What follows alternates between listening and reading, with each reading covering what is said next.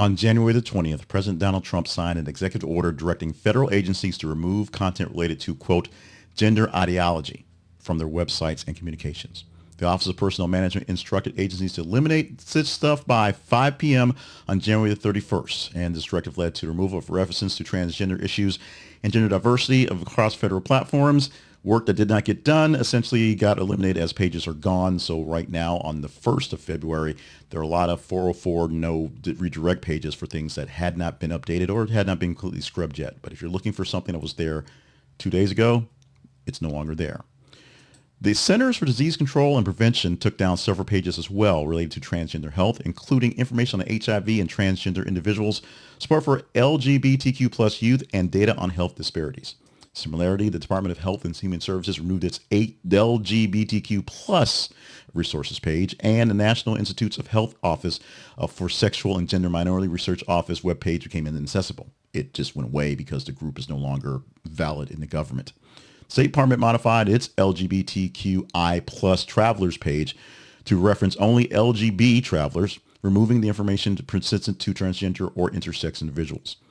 Additionally, federal employees were instructed to remove gender pronouns from their email signatures, and agencies were directed to disband employee resources groups related to gender issues.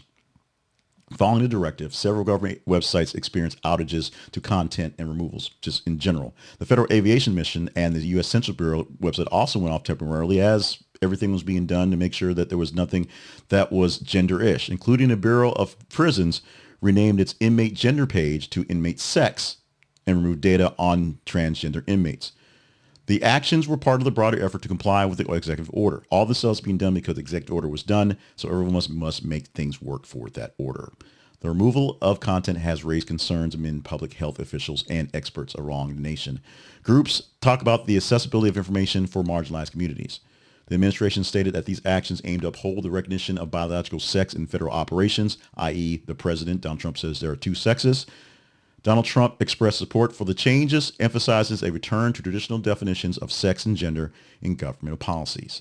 Very dry, not exactly exciting, but it does mean a lot to a lot more people than you think, or maybe to a lot fewer people than you think based on how you think the actual stretch of transgender is.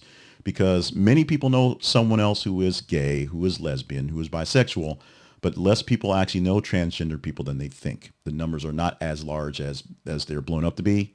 But there are people who do have transgender issues, and they no longer have issues or have access to information for those issues. Is this a problem, or is this something that should have been done years ago? Your comments, very much welcome.